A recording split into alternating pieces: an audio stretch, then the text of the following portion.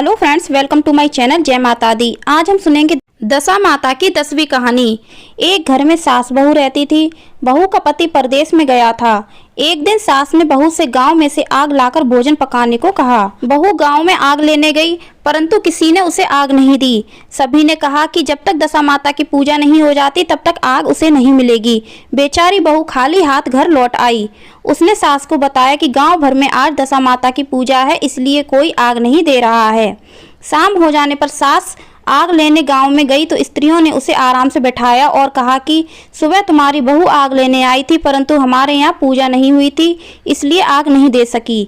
सास आग लेकर अपने घर पहुंची ही थी कि एक आदमी बछड़ा लिए आया और उसके पीछे एक गाय थी। यह गाय का पहला बच्चा है क्या? आदमी ने उत्तर दिया हाँ। उसने फिर पूछा कि बछड़ा है या बछिया?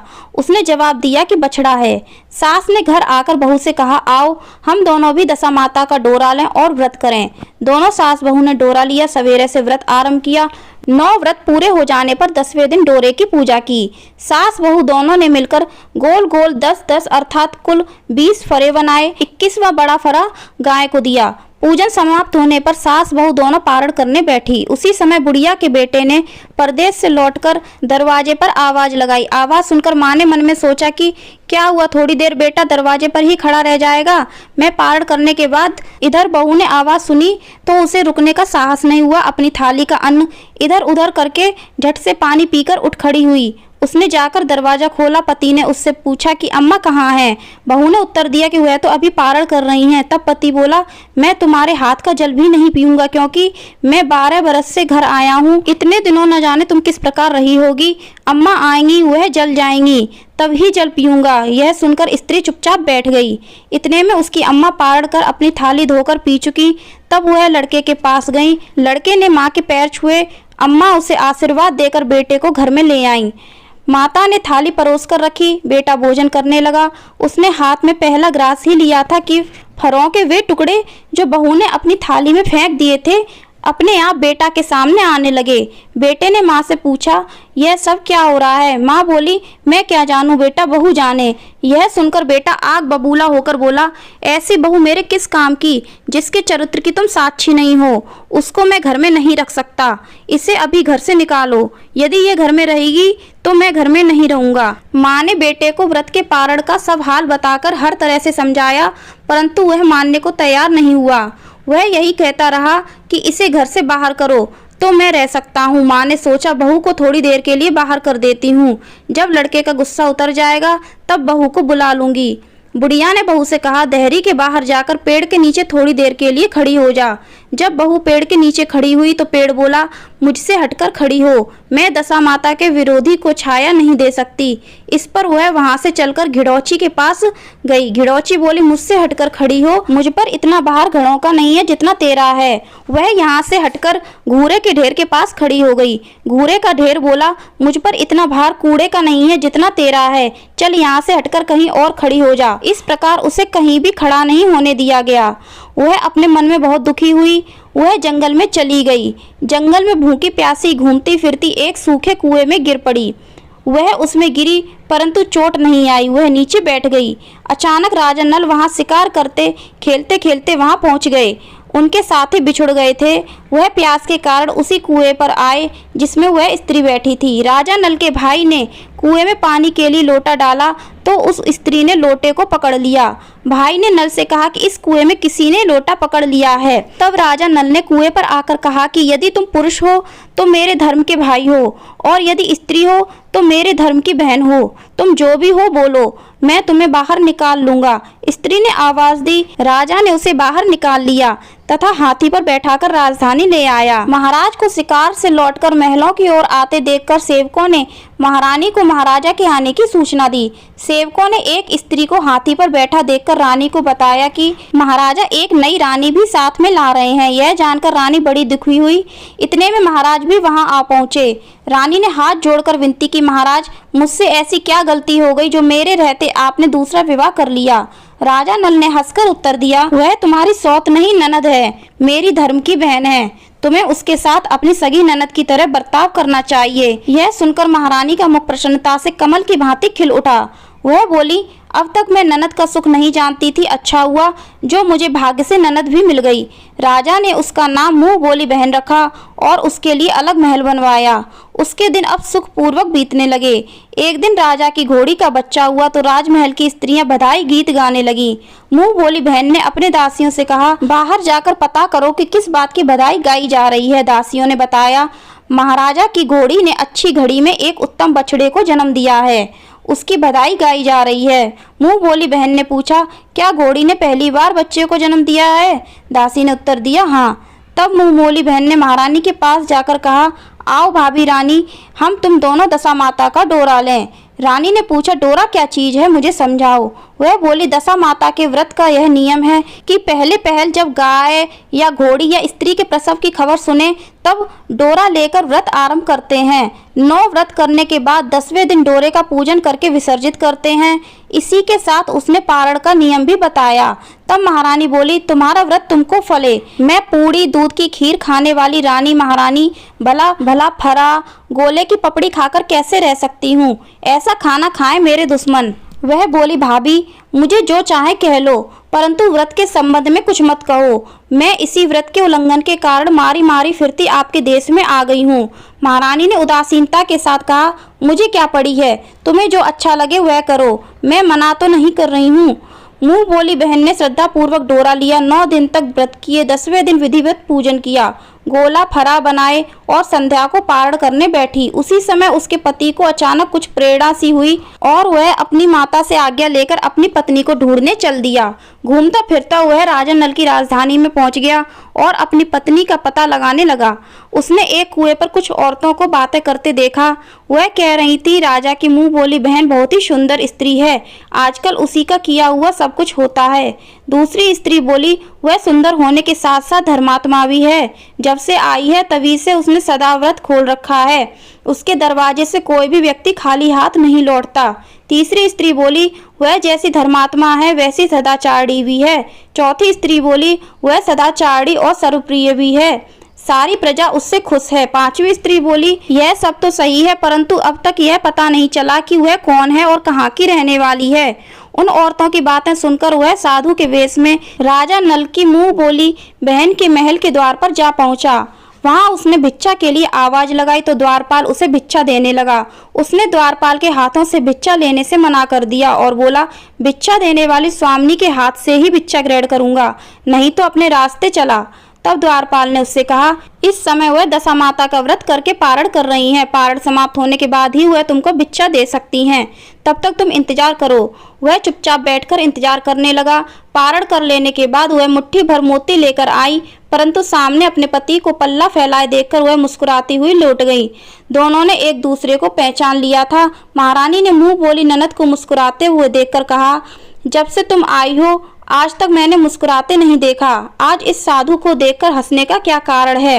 मुंह बोली बहन ने उत्तर दिया कि वह साधु हमारे घर का है। रानी ने पूछा, तब वह ऐसे क्यों आया है? उसने कहा, वह अभी मेरा पता लगाने आया है। महारानी ने राजा नल से कहा, तुम्हारी मुंह बोली बहन के घर के लोग आए हैं।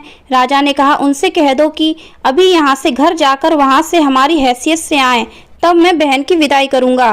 राजा नल की मुंह बोली बहन का पति घर जाकर अपनी माँ से बोला, तुम्हारी बहू राजा नल के यहाँ उसकी बहन बनकर रह रही है, वह रोज सदाव्रत करती है और नियम धर्म से दिन बिताती है। तब उसकी माता ने उसे आज्ञा दी कि बहू को ले आओ।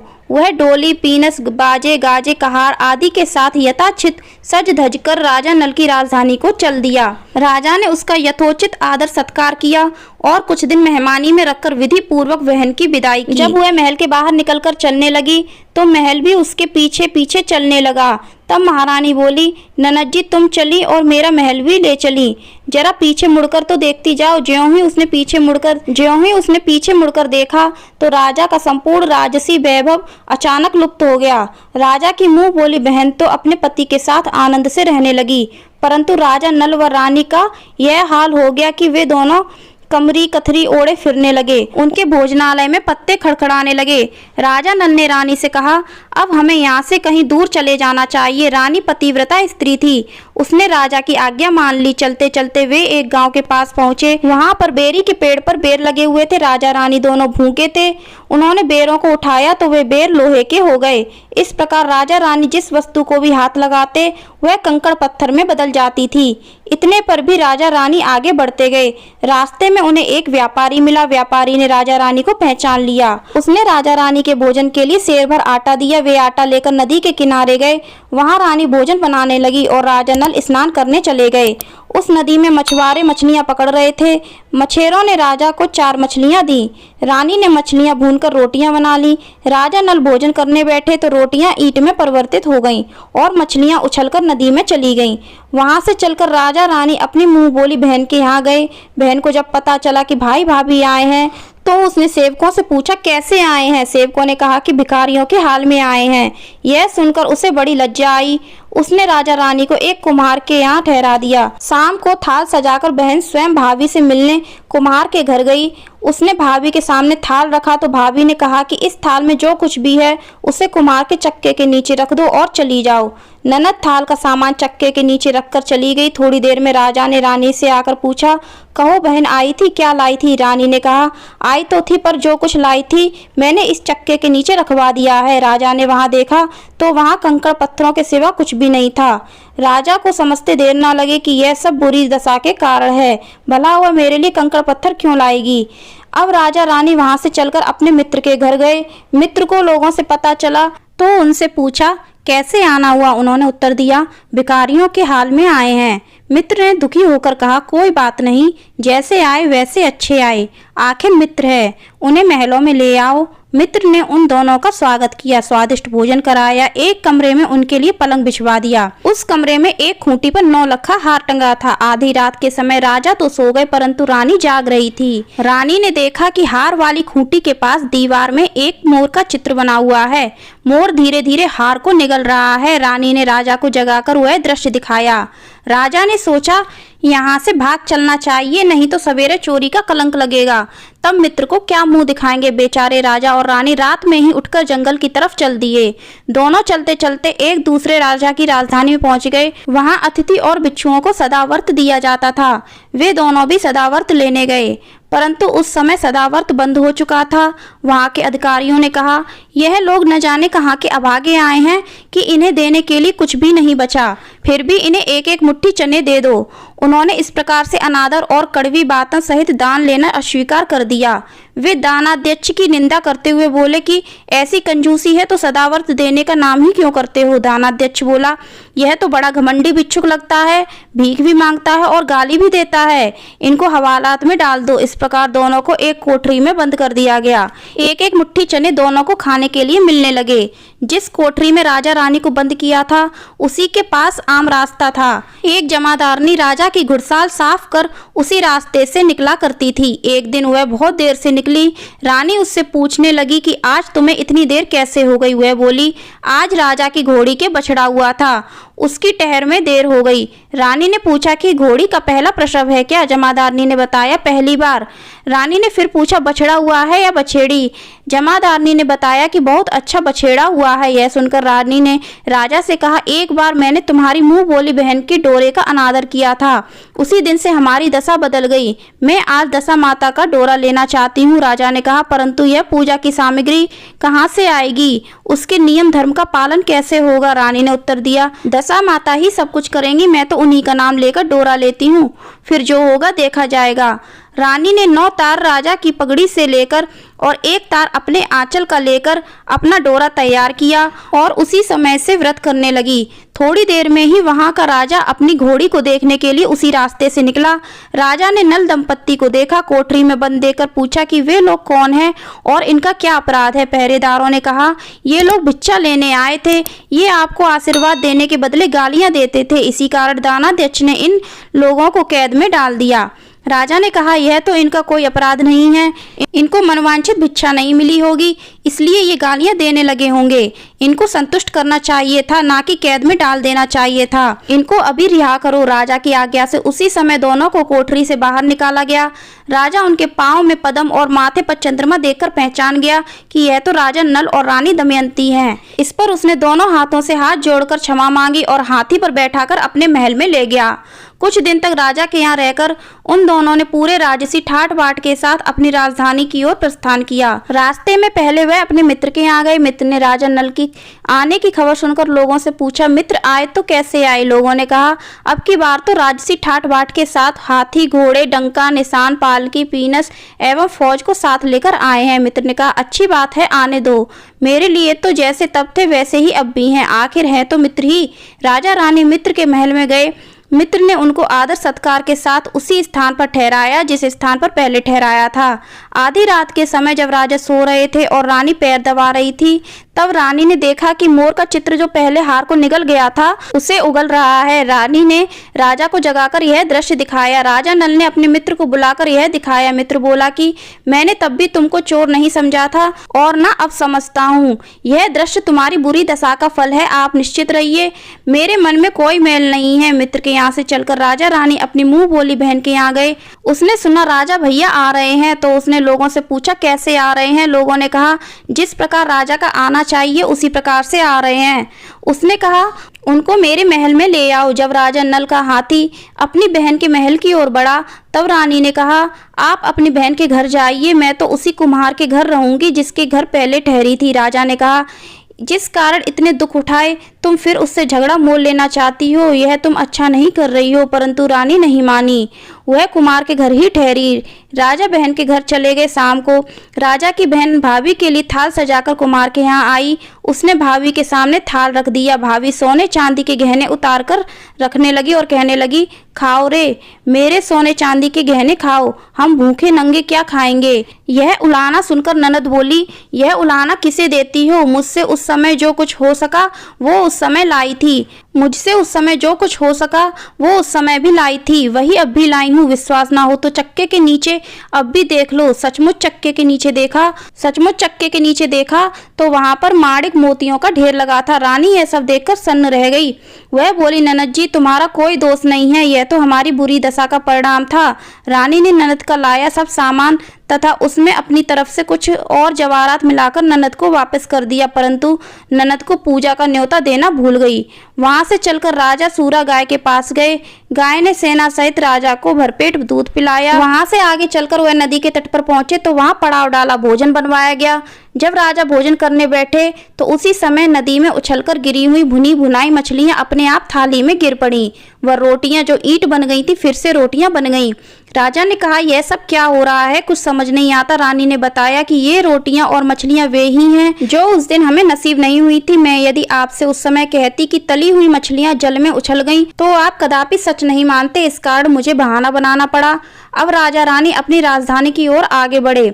जब राजा की फौज अपनी राजधानी के समीप पहुंची तो वहां के लोगों ने समझा कि दूसरे राजा की राजधानी पर आक्रमण कर दिया गया है। वहां के लोग नजराना लेकर राजा से मिलने गांव के बाहर आए, परंतु यह क्या, यह तो अपने राजा हैं। लोगों का प्रसन्नता का ठिकाना ना रहा। वे श्रद्धा भक्ति के साथ महाराजा के आगे चलकर उन्हें उनके महल में ले गए। राजा रानी ने महल में प्रवेश किया। रानी ने तुरंत दशा माता की पूजा का प्रबंध किया। उसने उस पूजा में नगर की सब सौभाग्यवती स्त्रियों को बुलवाया। भगवती के भोग के लिए सब प्रकार के पकवान बनाए गए। आटे की 10 बतियां, 10 शक्कर की गुजियां और 10-10 अठवाइयां सुहागिनों की आंचल में डाली। सुहागिनों का श्रृंगार करके दशा माता की पूजा प्रारंभ हुई। कलश स्थापित करके दीपक को जलाया गया, परंतु उसकी बाती नहीं जली। इस पर पंडितों ने कहा, कोई न्योता पाने वाला न्योतने को तो नहीं रह गया है, स्मरण किया जाए, उसके आने पर दीपक जल जाएगा। रानी ने सोच विचार करके बताया, ननद न्योतने से रह गई। पंडितों ने कहा कि उसको फौरन बुलाया जाए। राजा ने अपना दुरतगामी रथ भेजकर अपनी मुंह बोली बहन को बुलाया। उसके आते ही कलश का माणिक दीपक प्रज्वलित हो गया। बड़ी धूमधाम से पूजा की गई। अंत में सुहागिनों को भोजन कराकर विदा किया गया। उसी समय राजा ने राज्य में आज्ञा जारी की, मेरे प्रजा के लोग दशा माता का व्रत किया करें। भगवती माता ने जिस प्रकार राजा नल के दिन फेरे, उसी प्रकार सबके दिन फेरें। तो फ्रेंड्स, आपको कथा कैसी लगी कमेंट करके जरूर बताना। पसंद आई हो तो लाइक करना, शेयर करना, हमारे चैनल को सब्सक्राइब करना, बेल आइकन को प्रेस करना और कमेंट में जय दशा माता अवश्य लिखना। धन्यवाद। जय माता दी।